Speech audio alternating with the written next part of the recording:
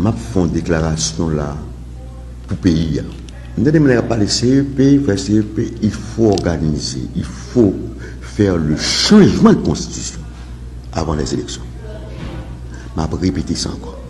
Et ça m'a dit pour le pays, il faut nous faire, nous changer de constitution avant les élections. Il y a deux crises majeures dans le pays. Crise pour choisir le Premier ministre, crise électorale. Deux crises. Pas aucun moyen de pression. Qui ça monte sur il faut que le pouvoir ait le pouvoir. Moi-même dis que pour nous sortir d'un problème crise à chaque fois, un président élu pas qu'à choisir le Premier ministre. Moi-même c'est pour nous, il faut supprimer le Premier ministre là.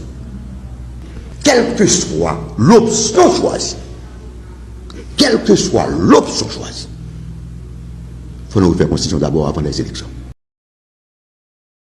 Constitution qui lui-même est consacrée au Parlement monocaméral. Sans Sénat et sans article, ça a Sénat tellement de pouvoir qui fait que Christophe déjà connaît que s'il vient gouverner sous Constitution 1806, ça va même comme caporal, c'est ça qu'elle campé dans le Nord. Constitution 1806, ça, Pétion, par le président, pas oublier non, 9 mars 1807, pour obligé avec refus Christophe pour gouverner le pays.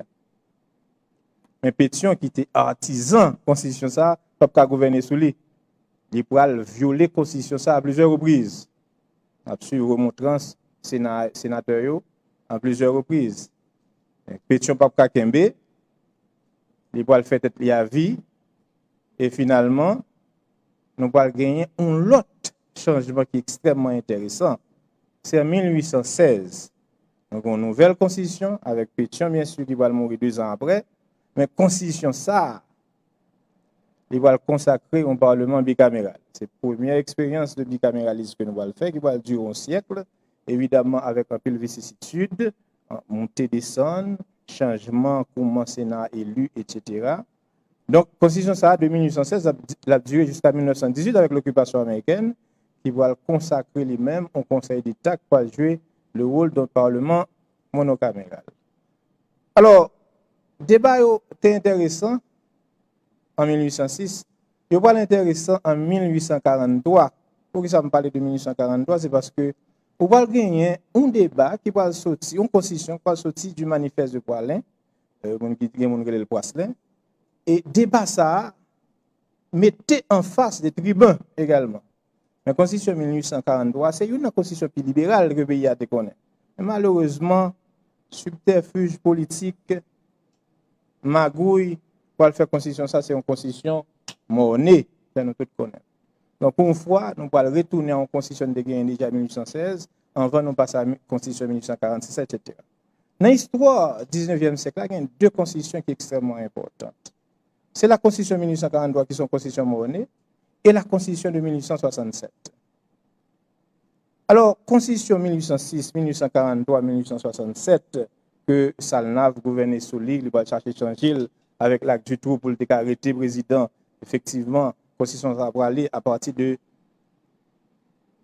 conflits qui existaient entre 2 grands partis que nous avons initiés dans le pays, les libéraux et les nationaux. Constitution ça va. Donc, on est histoire constitution ça. Baselet, comment elle finit, et Tigouave avec la constitution même, c'est un catéchisme. Les mourir, on va gagner des débats vraiment forts, hein, et avec la constitution dans le Parlement qui effectivement vient créer une impasse politique. 2 présidents obligés de démissionner parce que la constitution ça tellement lui-même tout débat en pile pouvoir et gagné une utilisation abusive de pouvoir parlementaire. Nous avons une constitution qui va traverser 2 siècles. Là, il a commencé dans la fin du 19e siècle, là, c'est la constitution 1889. Là. Il va traverser 2 siècles, il va arriver jusqu'à commencement, bien sûr, 20e siècle, là, bon, particulièrement à partir de l'occupation américaine, nous ne pouvons pas bien encore.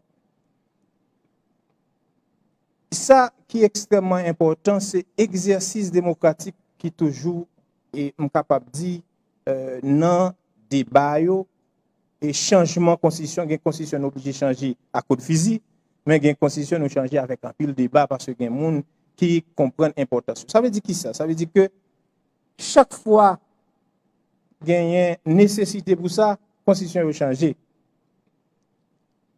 Mais bon, l'autre paramètre qui est important, et je vais comparer avec l'exercice que nous avons fait là aujourd'hui. Le président Jovenel qui t'a expliqué l'histoire ça, il dit que lui-même, contrairement à ça, en pile monde pensait, il n'a pas fait une constitution pour lui rester sous pouvoir, c'est-à-dire pour lui aller dans l'élection encore. Parce que le connaissait ça, ça n'a pas cherché faire pour comment ça n'a fini. Il connaissait ça, Eli Lescaut t'a cherché faire où est-ce qui passé avec Eli Lescaut. Il connaissait ça, Dumas s'est estimé t'a cherché faire nous comment Dumas s'est estimé défini tout. Il connaissait ça, ma gloire t'a cherché faire nous ouais qui s'est passé ma gloire. Donc en aucun cas, président Jovenel Moïse pas derrière un projet de constitution pour le renouveler tête lui-même sous pouvoir. Ce n'est pas le cas parce que je me suis rencontré avec un sociologue avant-hier qui dit qu'il y a un non-dit qui soit dans la communauté internationale a un débat qu'a fait sur lui ou bien et auprès de acteurs politiques.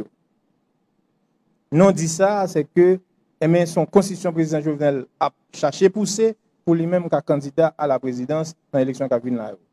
Qui a utilisé plateforme ça pour me dire c'est faux, c'est archi faux. Pas bien ça. Maintenant, l'autre question qui pose, et le ministre Mathias se fait un petit passé sur ça tout à l'heure, pour qui ça nous pas attendre 51e législature là, pour nous initier changement de constitution ou bien amendement. Alors ça, c'est une opportunité unique que nous avons là aujourd'hui. L'important pour nous toujours exploiter l'opportunité dans le cas de crise, parce que chaque crise porte une opportunité. En 1958 en France, avec grève étudiant, problème en Algérie, où tu as gagné un Charles de Gaulle que on connaît le plus illustre des Français, tu as assez de courage pour te dire faut nous sortir dans instabilité chronique ça que 4e République, Constitution 4e République l'a créée, faut nous passer dans 5e République là. Charles de Gaulle, Michel Debré, pour me citer ça seulement, t'es initié. Imaginons de mai 1958, 4 octobre 1958, il y a une nouvelle constitution. Et c'est la constitution ça qui est en vigueur en France. Qui, si nous voulons, rationaliser totalement la pratique parlementaire. Parce que nous connaissons que Parlement, c'est un Parlement, ce 4e République, c'est un Parlement de mangeurs de gouvernement, c'est comme ça. Il y a une histoire pareille aux États-Unis. Les gens qui ont fait la Constitution en 1787 aux États-Unis, ils n'ont pas prévoir que la Cour suprême a joué un rôle qui relève, en anglais, de judicial review, ou bien français, le contrôle de constitutionnalité, c'est-à-dire garder le loyau en fonction des constitutions. La Cour suprême n'a pas de rôle de jouer. C'est un problème, son crise qui va le poser. Les Jefferson va le prendre pouvoir. John Adams, qui est deuxième président des États-Unis, Jefferson va le prendre pouvoir. Et puis, dans souhait, monsieur fait un paquet de nominations des juges, c'est ça, de midnight judges, les juges de minuit, monsieur créé par ça. Et puis, les Jefferson monté, lui ordonné ministre affaires étrangères pour ne pas faire nomination ça. Eh bien, il y a un qui est Marbury, lui-même, il y a une nomination là-même, il dit non, ça ne va pas passer comme ça. Faut moi nommé. Et puis, monsieur contacté Cour suprême là, il dit il faut nous faire une injonction de faire pour nous nommer. John Chief of Justice qui est le Marshall, lui-même, c'est lui qui va faire ça. Eh bien, dans l'occasion de crise, m'a épargné nous de toute histoire. Dans l'occasion de crise, Cour suprême là tout bail tête li avec un arrêt, il y a un plus gros arrêt aux États-Unis en 1803-1804, bail tête li mission ça comme contrôle de constitutionnalité ou bien de rôle pour le faire judicial review. Dans chaque crise, il y a une opportunité. Je dis, il va sans savoir que nous avons traversé une crise. Mais opportunité que nous avons jouer là-dedans, ou bien exploiter là-dedans, c'est changer constitution. Pas oublier, c'est pas amender, non, amender constitution, c'est tout simplement une nouvelle constitution. Parce que si c'était amendé, nous n'avons pas de provision légale pour nous faire.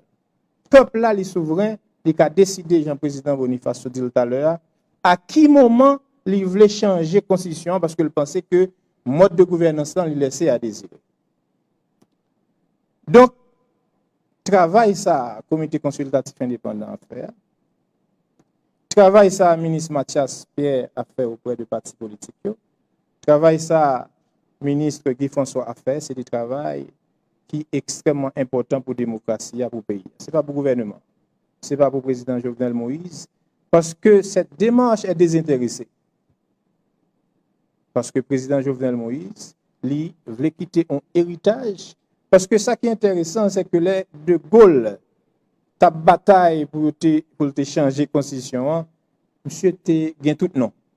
Dictateur, apprenti dictateur, ça fait monsieur te dit, c'est pas à 67 ans que je vais commencer une carrière de dictateur. Donc, c'est pas à la fin de son mandat, 9 mois environ, pour le président Jovenel Moïse, voulait lancer une dynamique dictatoriale. Donc, moi, je voulais rassurer tout le monde qui attendait nous là, que projet ça qui vient là, c'est un projet démocratique qui visait à épargner nous sur les sorties de impasse politique à répétition chronique que nous gagnons depuis 1987. La Constitution 1987, il fait temps. Il faut que nous baillons la population chance pour dire oui ou non, vous voulez l'autre constitution. Et on nous fait ça pour pays, pour la démocratie à continuer pour journée. Merci.